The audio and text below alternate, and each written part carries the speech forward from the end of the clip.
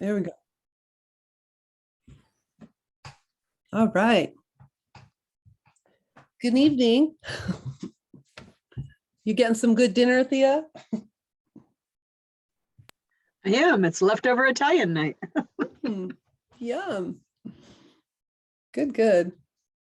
How about you, Anand? How are you? Oh.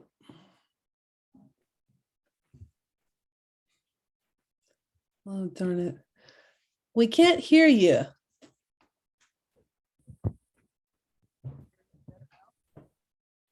You're getting there.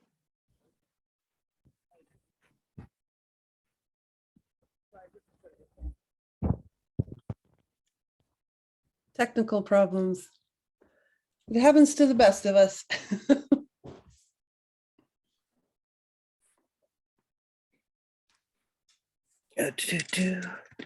I hear you now, Anand. There we are. That any better? Yes, much better. Yay. It's good to Good. have equipment that works. Yes, that's a good start. Yeah. I'm hoping Stephen can show up today because there was some interesting stuff going on about the Baxter plant and train song and stuff like that. And I'm hoping he can fill us in on it. I don't know if he'll be here or not. I can try to fill people in as much as I know if he doesn't show up, but that's part of the agenda.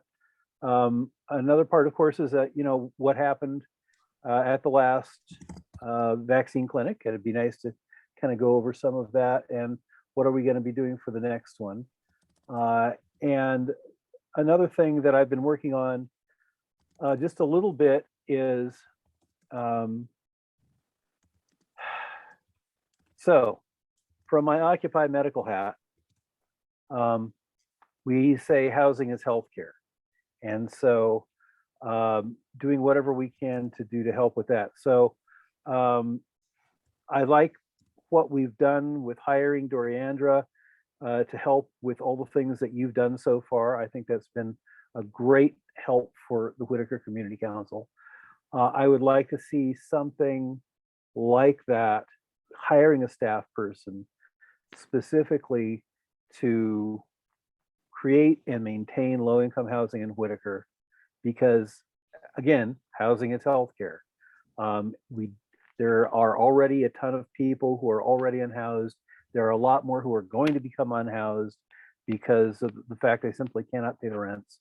And I think we need to have some dedicated person to work on that. I actually emailed several people. I didn't email you yet, Thea, because I don't have your email address. Sorry about that. But I'll be happy to send you. Well, let me double check on that. I'll be happy to send you a first draft of something I came up with. Let me double check and see if I actually do. You should have my email, Anand. Well, I'm sorry, my email is really shitty. And sometimes when I try to look for things, I don't find them, as occasionally happens. Oh, there you are. Well, that simplifies. There you go. things. Now you have it. There you go. Okay, that's great.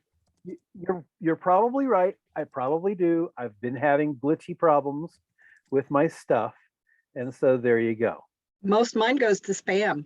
Anything from people from the WCC, it's been going to spam. Oh, that's hard. You know, I wonder about the whole spam thing in that I wonder if they should pay for all that free advertising they get.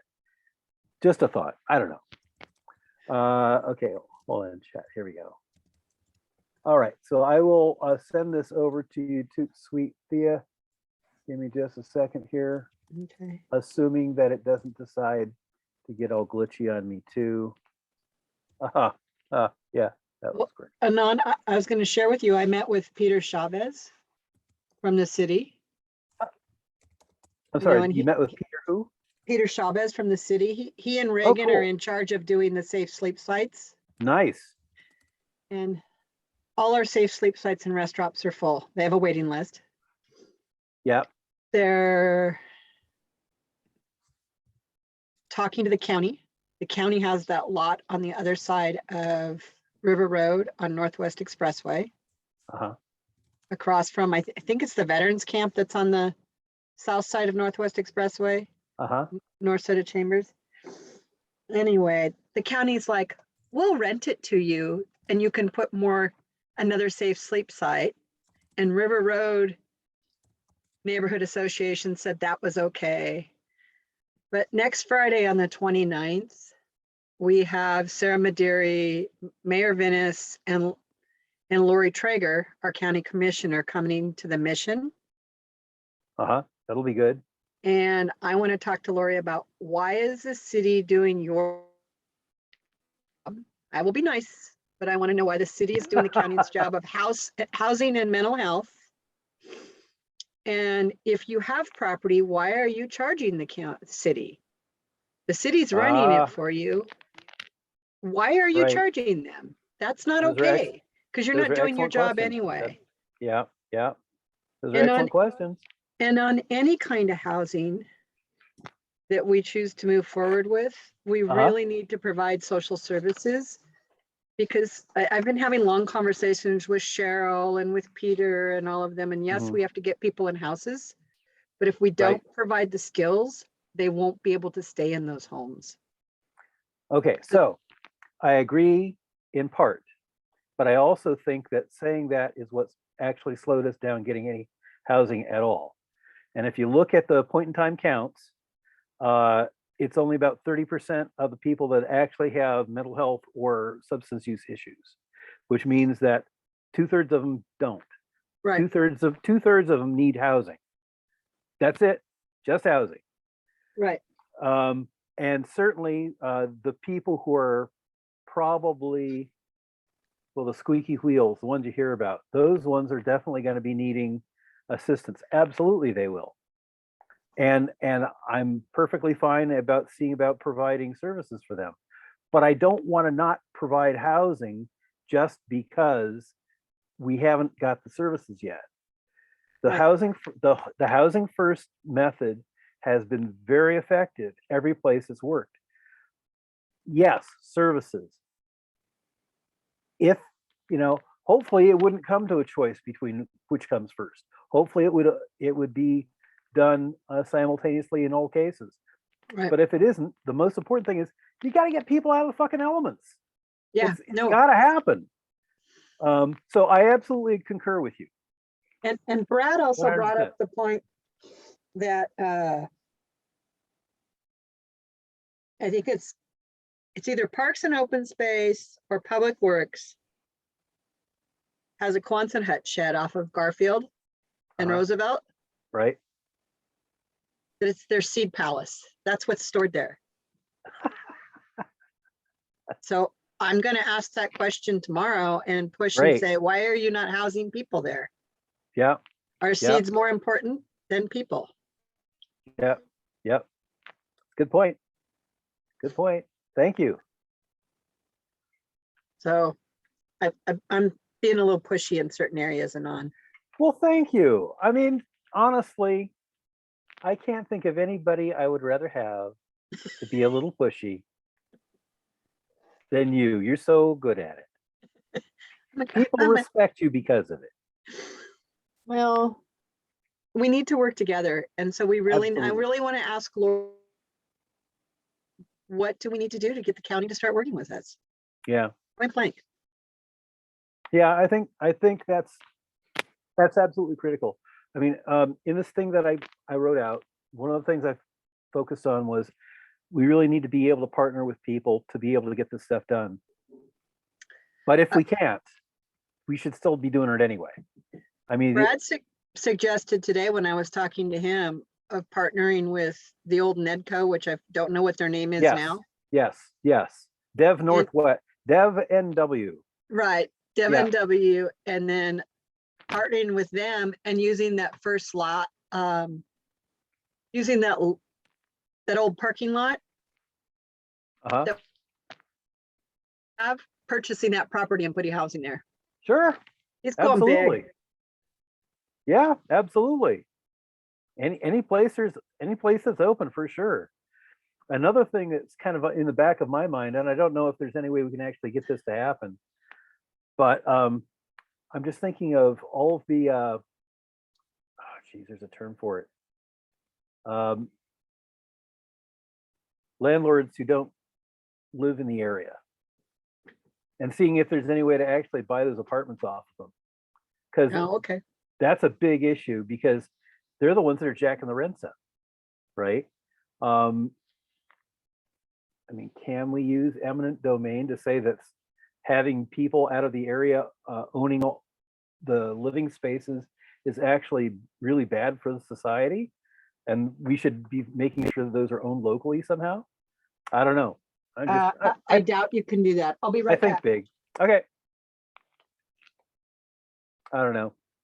So Doriandra, you said you had a lawyer, a housing lawyer. Yeah, yeah, I do. I sent that to you a while ago. Yeah.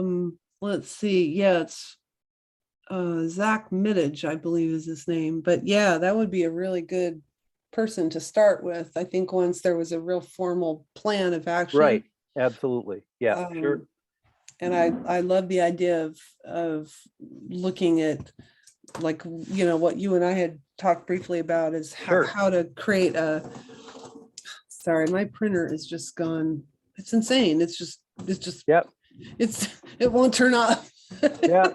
Sorry Yeah. for the noise. That's fine. It's just out of control. It's like it's possessed. Okay.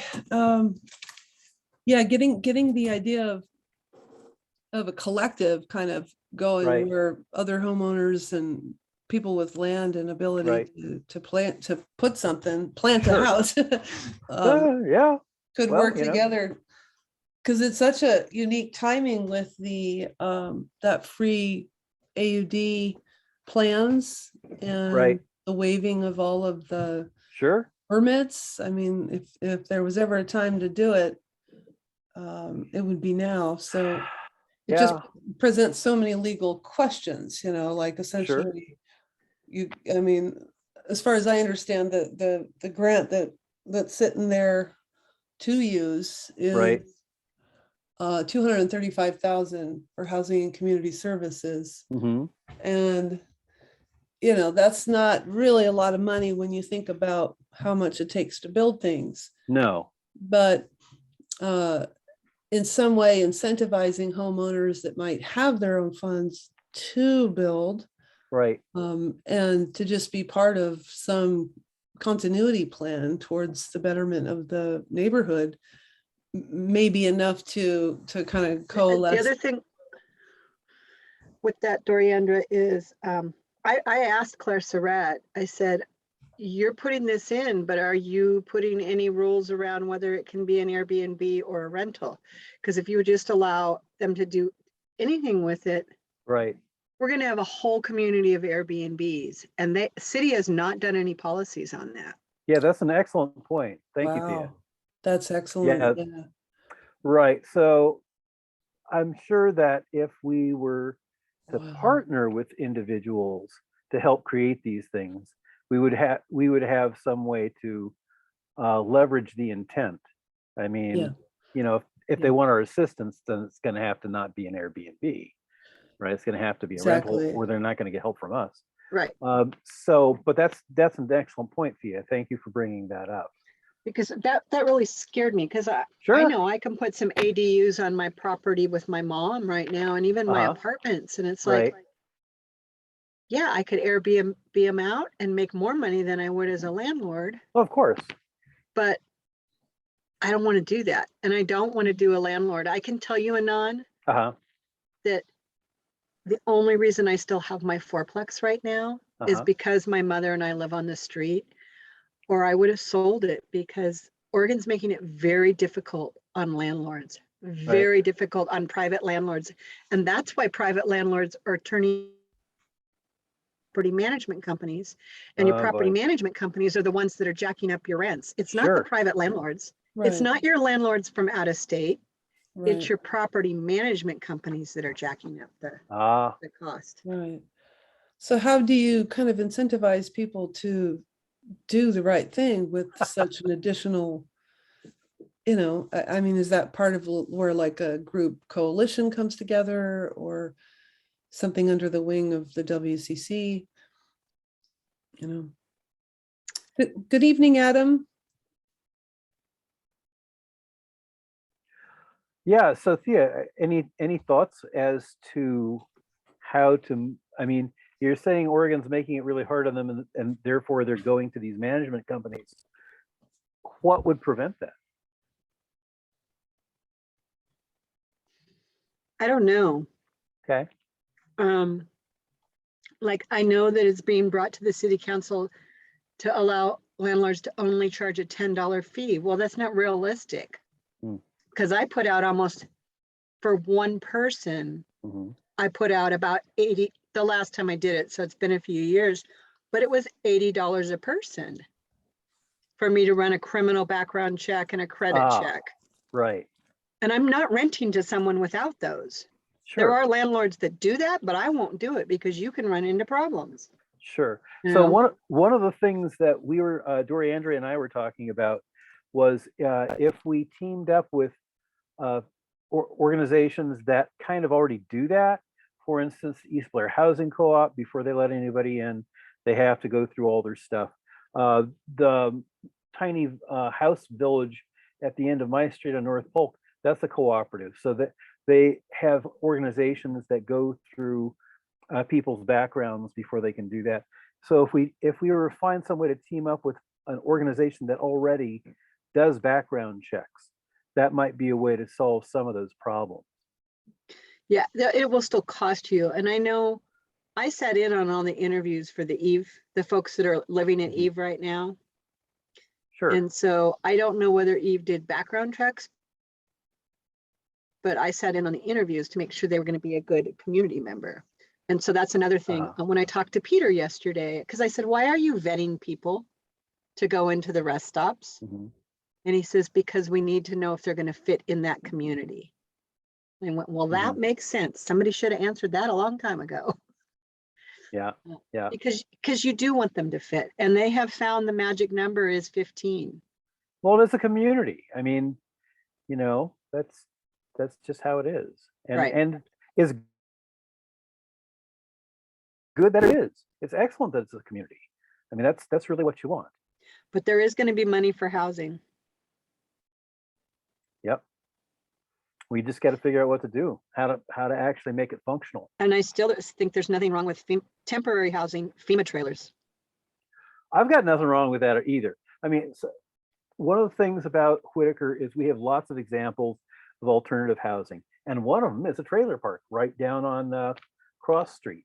I've got nothing against those. That's totally fine. It's housing, right? I mean, I don't know if you ever saw it, but John Oliver does some really, he's a comedian, but they do some really good background stuff. And one of them was about trailer parks. And the biggest problem with them is the fact that investors are buying them all up and jacking up the prices to actually put your trailer on one.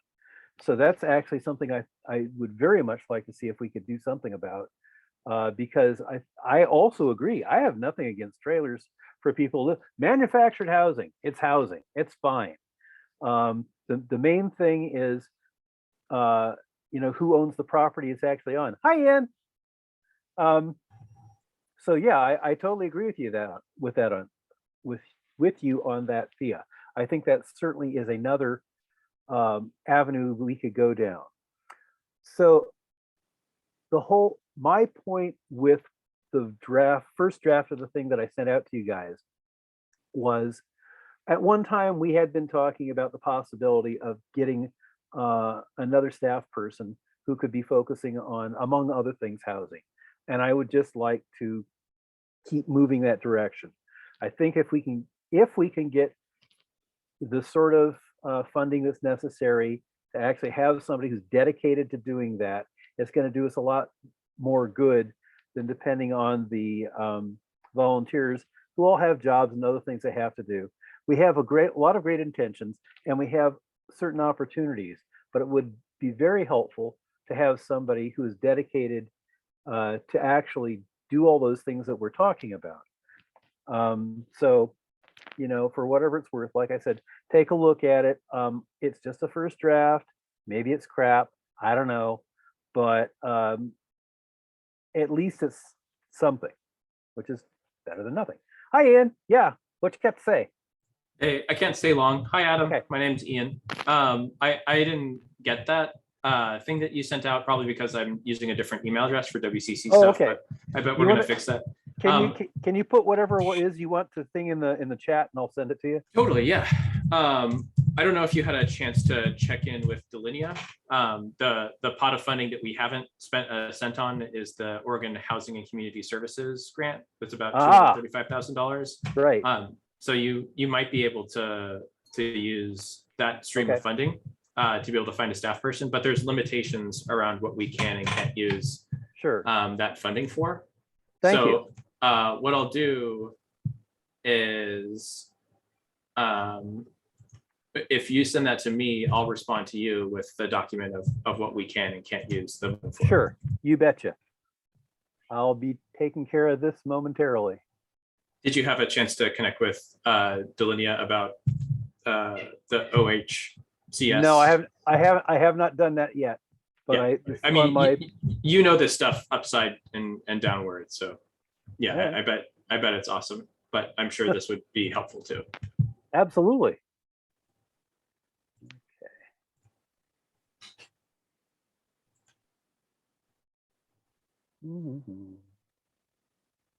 Da, da, da, da, Hi, Delinea. Or Doriandra, sorry. da. All those D's. Hi, Ian. This is Common.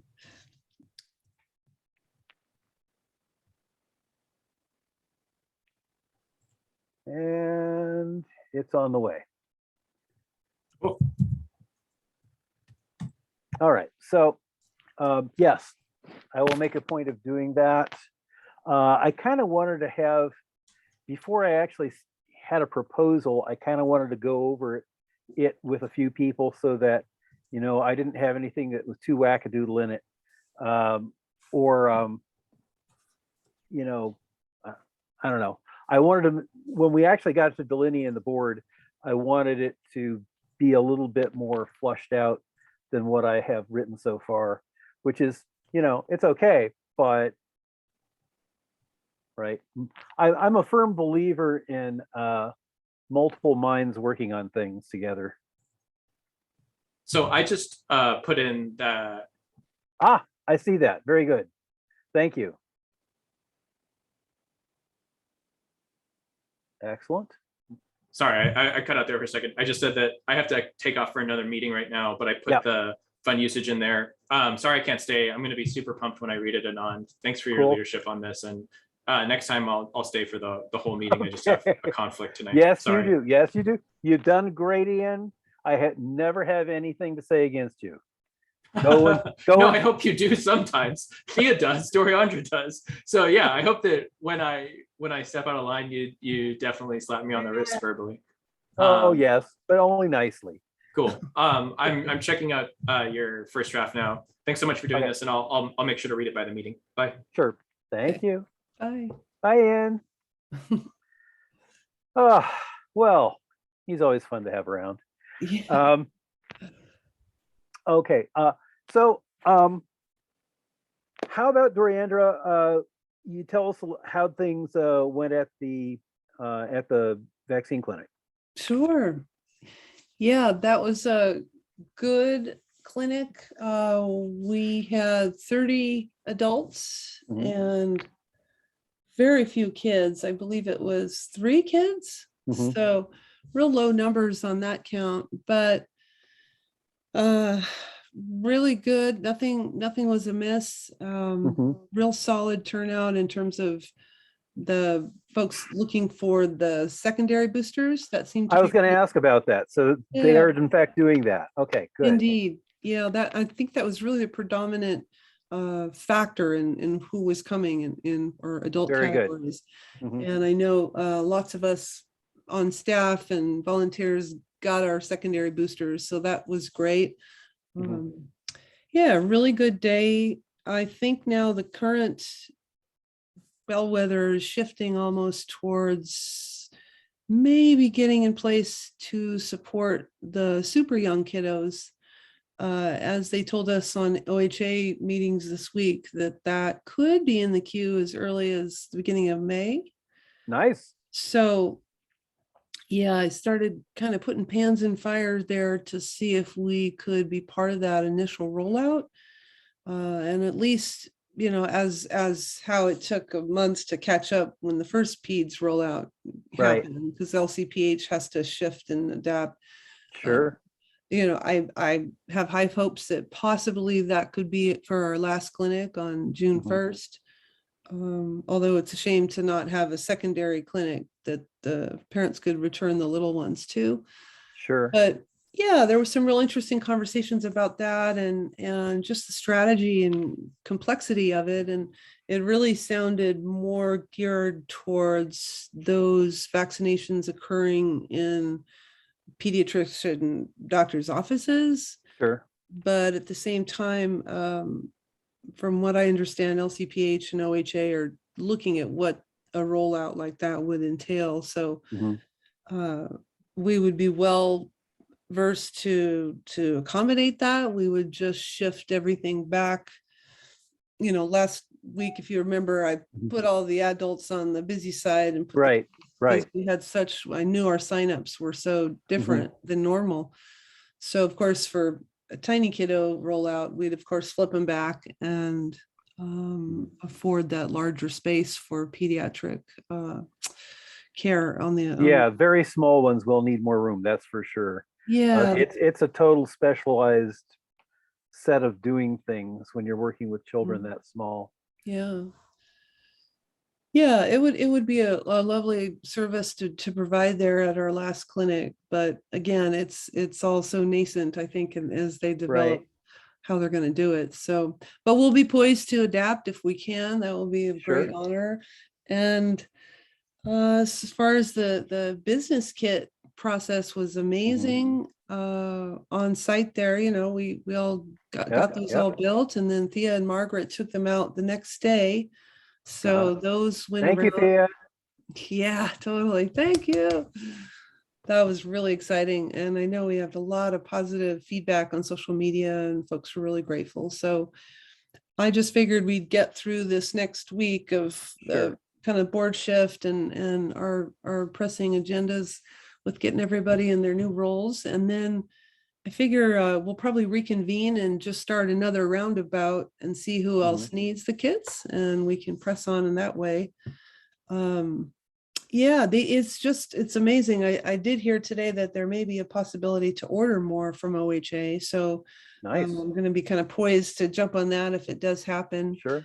And today, the COVID community listening meetings for the OHA were pretty kind of subdued. Folks were really just paused now because the subvariant is doing its rise. But It's starting to come back. Yes. yeah, True. but people are doing much better. So it Yes. almost feels like I hate to say it, but it feels like we're kind of getting out of the woods of this a bit. So be interested to know your take on that. Yeah, knock on wood, throw salt down on my head. Yeah. Turn around So 3 times. the things that I am aware of, some of it's public and some of it's not. So we look at the rolling 7-day average, and it's gone up it was down to like 31 and now it's up to 70 something, which is still incredibly low, still really, really, really, really low. But the fact that we're getting a consistent rise out of it has us a little concerned. The thing about the subvariant, the ones that are heading this way, not only are they more contagious, but here's an interesting thing. So when all this first started happening, everybody was doing crazy things like bleaching their food and crazy shit like that. But the fact is back at that time, there was almost nothing in what we in the business call fomites, which is anything that you can actually contaminate and therefore it can contaminate something else. Almost none of that was happening. Unfortunately, these new subvariants seem to be heading more that direction. So all the hand washing and all that stuff, which was always good. I mean, it was always important just in general hygiene. wasn't really affecting the COVID that much, but now it will. So that's going to be an interesting thing. If we can keep doing the hand cleaning stations, that's probably going to be a big issue. If we can, anything we can do to kind of keep people on top of just hygiene in general, that's really going to make a big difference. It didn't before, but it will now. So yeah, that's going to be a thing. Yeah, It that does was change. very alarming to hear that too. Yeah. It's just, I mean, yeah, that's such a game changer because it changes how careful things at the clinics have Yes. to be. It Yes. changes kids going back to school. It changes just getting our groceries. I mean, Hmm. I just hope they don't go back to the crazy stuff and Lysoling everything. That I'm gonna spray it on my cabbage. yeah, No, don't do that. No, people were doing stuff like that. yeah, The ivermectin crowd. yeah. Yeah. So anyway, we are keeping a close eye on what the variants are mutating into, and they still aren't as deadly as some of the first ones, so that's good. And a lot of people are vaccinated, so that's good. But in terms of, for instance, the mass immunity that we all would like to see, in order to actually get that, you're really going to have 90 to 95% of the population either already infected or vaccinated, preferably vaccinated. Mhm. And we're in the 70% range. So it's not going to spread as much as it would if we weren't, but on the other hand, it's not really going to stop it either. So, uh, when you also take into account that people are just getting tired of this, the whole, oh yeah, Trump's judge told them they didn't have to wear masks anymore. That was great. She was rated as being unacceptable by the American Bar Association. You got to wonder, can you go back? I mean, I don't know if she's got that job for life or not, but you would think that there would be something you could do about that. Yeah. So anyway, I think the point here is that it's going to end up probably being more targeted in terms of people. Gets a point where society isn't really going to tolerate a whole lot of the stuff coming down from the CDC anymore. I mean, I wish they would, but it looks like people are getting really resistant. So for people who are more susceptible, they're just going to have to be more careful. I really loved the poster that showed how important it was for everybody to wear masks, because it had two people, males, and one was peeing on another. And the idea was, sure, if you wear pants, when that person pees on you, you're not going to get as much pee on you. But if that other person wears pants too, you're going to get a whole lot less. And the masks were kind of like that. And people still aren't getting it. They still think, oh, if you just wear a mask, you're protected. No, it's if everybody wears a mask, you're protected. But it still hasn't sunk in, and I'm not really sure it ever will. There seems to be a certain amount of people that they don't really want to know, And I guess we've had a certain strain of that in our society from the beginning. People who just don't want to know. And unfortunately, the rest of us have to just live with that. So, okay,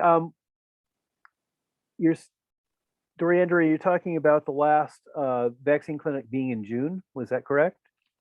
Yep. We have one more in May and then the last one in June. Okay. So the vaccine clinics will end, but we're still going to be working on PPE, the hand washing stuff. Are we going to be doing any kind of clinics at all? I ask this because there's the thing with like Eugene Bleeds and making sure the menstrual products get out. And I'm just kind of wondering, with that and other things that we have been doing kind of ancillary to the vaccine clinics. Can any of that continue in any form or at all? Because that was all useful for the community as well. Indeed, yeah. I'm sure that there's ways that that could be continued.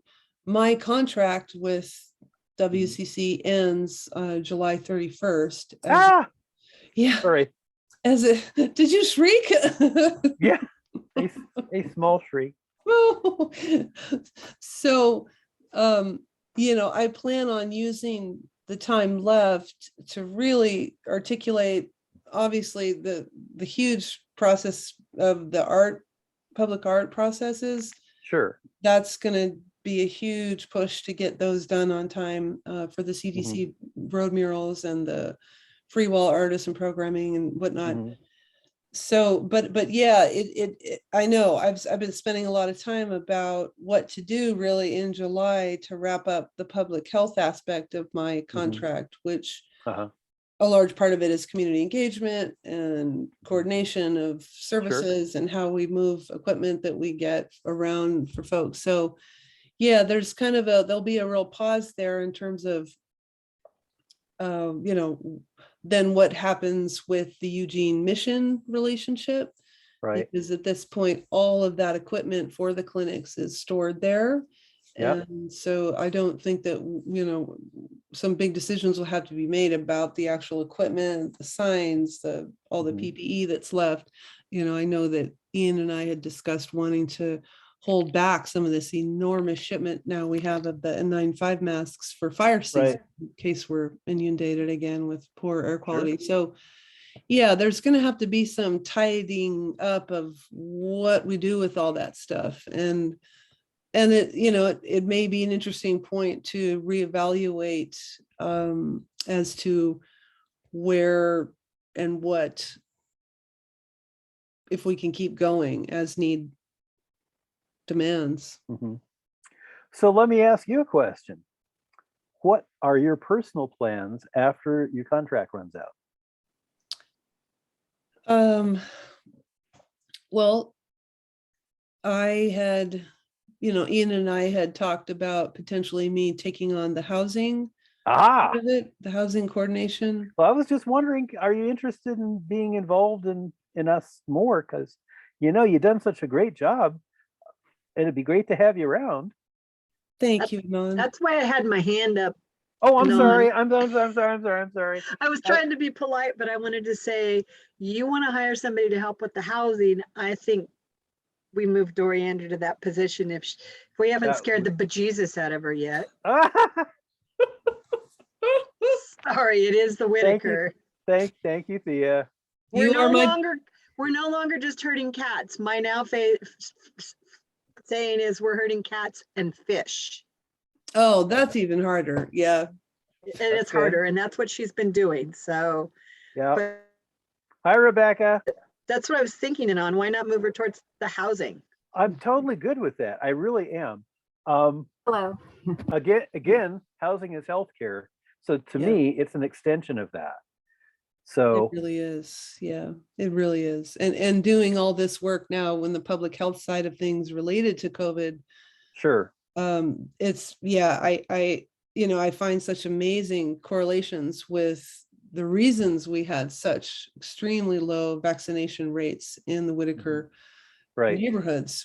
There is a huge population of folks that are distrusting government or that have underlining issues or that are unhoused. And so so many of the reasons that we have poor health equity in our communities is remediatively looked at by simple basic needs being met, and that's housing. So I would be really passionate about working in that direction. Cool. So yeah, it's just a touchy one though, because it just doesn't seem like there's even that much in the grant to like really formulate how to really make a significant change.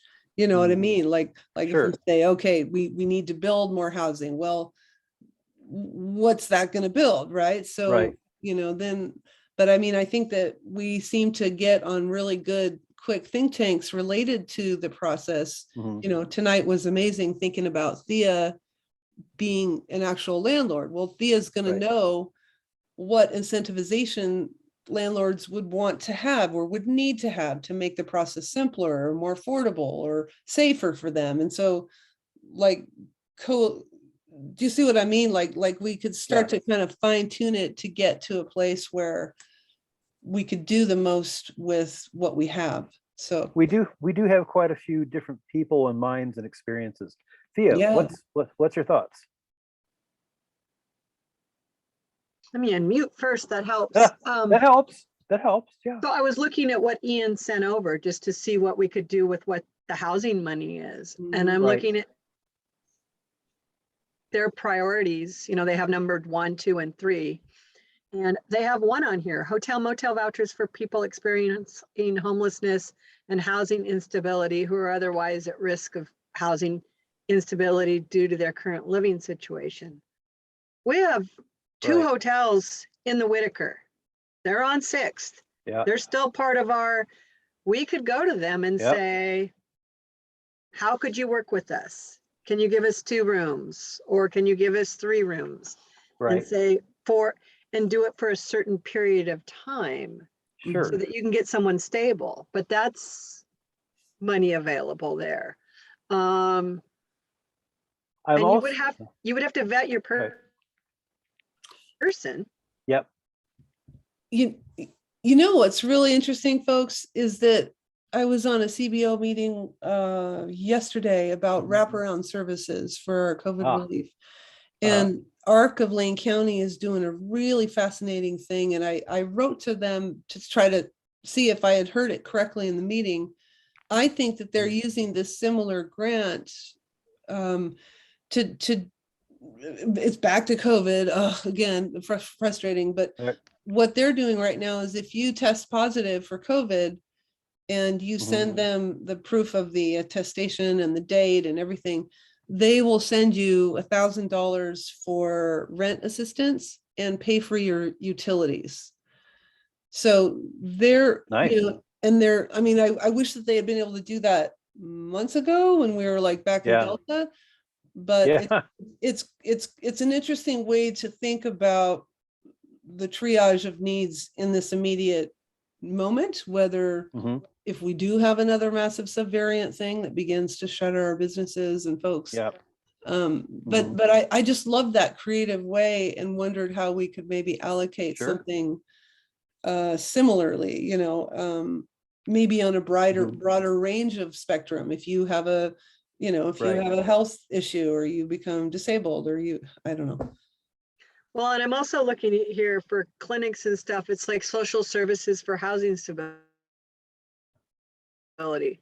Well, they're talking about assistance in qualifying for unemployment. So why can't our clinics go towards helping some of those things as well? You know, and employment services and job training. Sure. You know, so for those people that are wanting those kinds of things, that also is included in this. Because there are tons of jobs out there. Yeah. Tons and tons of jobs. Right. But it's a little hard to get a job when you don't have a place to shower and get clean clothes. Yep. And get your resume together. Yep. And sleep well, stay healthy. Just possible. All of that. Yeah. The other thing is there's an awful lot of people who have owe back rent and are, you know, close to being tossed out because of not being able to pay. And I'm wondering whether or not any assistance can be found for that. Well, that's what this says in this particular grant, is that there's back rent and we could help with that assistance as well. Oh, good. Good. I hadn't quite read. People shouldn't be owing back rent at this point if they applied for it, because the money's still out there. Not everybody's great with paperwork. So it's one of those things where, you know, if you heard the right thing at the right time and did the right application and you did it the right way, you may well have gotten what you needed, but there's a whole lot of buts in there. Right? it has. So that's educating your landlords to get it to their tenants. And then also there's some landlords who are not taking it. So that's the other problem. Some of the landlords just want the tenants out because they have every intention of jacking the rent up real high. Right. So that presents some other issues. But there's a whole lot of issues. But the main thing is if this is something that can be done, then that's another area to be looking at for sure. Mhm. Mm. Well, I'm really glad that Ian got this. I'm not really good at reading and talking at the same time, or reading and listening at the same time, but it does look very promising. It But really does. Yeah. The other thing is, I really want whoever it is, I really hope we can get a staff person to do the housing. I hope it's you. But part of it is going to have to be also looking for more grant money to be able to do more things, including funding yourself, because that's just going to have to be part of it, Mhm. you know. And my guess is there's probably a lot of stuff out there if we keep looking for it. So, you know, I don't know, but I'm really happy you're interested in that. That really makes me feel so much better for a whole bunch of reasons. Not to mention, we've already kind of talked about a few things. I'm going like, damn, she's already on the flow. That's great. Yeah. Yeah. That's Um, good. All right. So a real quick thing about the Train Song Park. You folks probably know about it, but I am going to mention it. So they have opened up Train Song Park a little bit. They've got some of it closed where the dioxins are specifically found. When I was talking with Stephen about the concerns, the question was the dioxins all coming from the Baxter plant, or were there some other sources? And I had mentioned to him a plume of toxic stuff that was in the groundwater, and he did send a map, and there is a map of where the plume underneath and around Baxter has been and is. But the plume that I had mentioned to Stephen was actually something different. It was the plume that is actually coming out of the train yard and is heading north. And I don't know where that is. I mean, that was a huge thing about 20 years ago, and it sure as hell hasn't gone away. And it was heading north, and that's where the land slopes towards. So I don't know where it is right now. And it'd be interesting to see if we can figure out who to ask about that. Mhm. So I'll get a hold of Stephen again and see if we can kind of track some more of that down. Because yeah, that's nasty. Yeah, and I was so impressed with the wealth of knowledge he had. Oh yeah. That was an amazing meeting. That was, yeah, that's so alarming. I mean, Yes. I mean, yeah. geez. Yeah, toxic stuff all over. Well, yeah, it's alarming, but honestly not too surprising. No. And I think I told you that last time. I mean, Mhm. back when I was in my 18 or 19, 20-year-olds, whatever, I was working for Greenpeace, and they were having us go to the outskirts of Eugene where the big Weyerhaeuser plants are, and Right. the logging plants, and testing for dioxins. Because at that time they were starting to find severe growth abnormalities with frogs, and some of our riparian creatures were really suffering, because at that point it was like, well, just throw it in the stream, whatever. Do you have any of that old information any place, or know where to access any of it? I probably do. Yeah, I keep some stuff back there in the file cabinet of my life. Good for you. Good for you. Yeah, you just never know when it's going to pop up, you know? Yeah, no, that would be really interesting to take a look at it, because it was so here.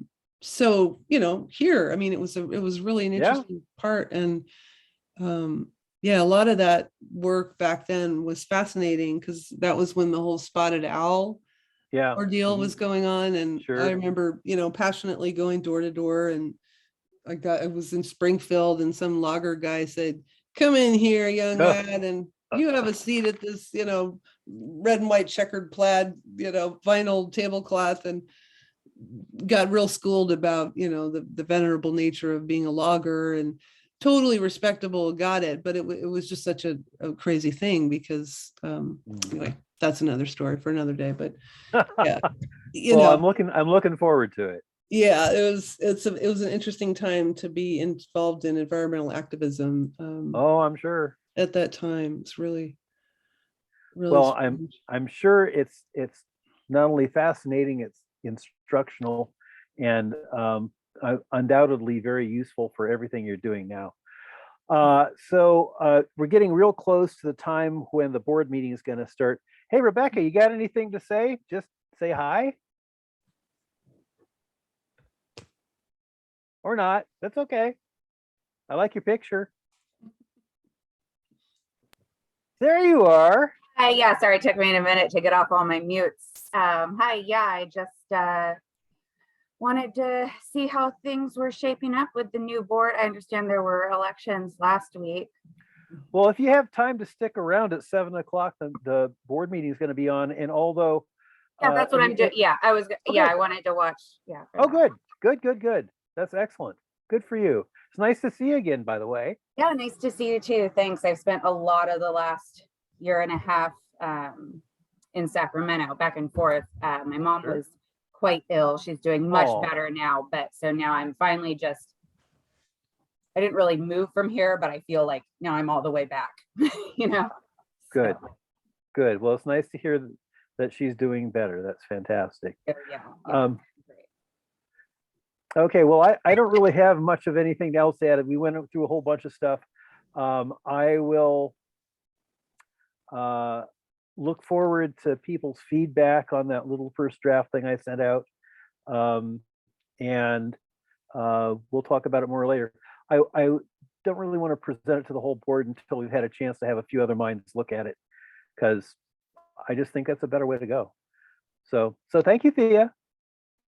Ian, Thank you, Anon. I don't know if No, Dorianda has to stop the recording and then start it again for the next meeting, or just I run don't it, know. keep it running. I'm gonna get off for just a few minutes because I have a few things I have to set up for the rest of my family, and then I will be back. See you guys in a little bit, if I can figure out how to get myself out of here. All right, see you in a bit, Anon. Okay, bye-bye. Okay, folks, I'm gonna stop this recording and we'll wait a little bit, and then let's all take a break and jump back at 7, and we'll start the fresh meeting.